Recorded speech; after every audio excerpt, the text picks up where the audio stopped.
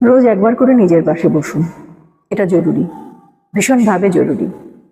যাবতীয় কাজ সেরে রোজ 1-2 ঘন্টা নিজের ভেতরে নিস্তব্ধ হন।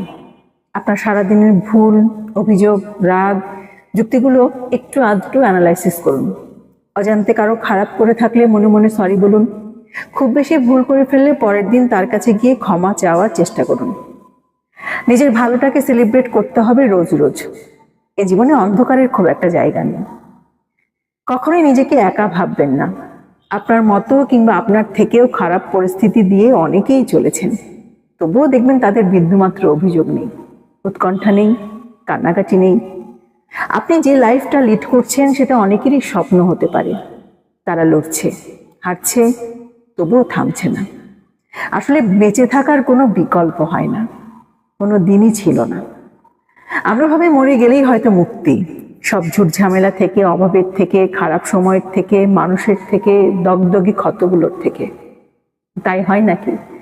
একটা ঝলমলে রোদে বেশি দিন থাকলে দেখবেন আপনার বৃষ্টি পেতে ইচ্ছে হয়। জীবন তেমনই বিপরীতার্থক। হতাশা ছাড়া জীবন নুন ছাড়া আপনার পছন্দের ডিশের মতোই টেস্টলেস।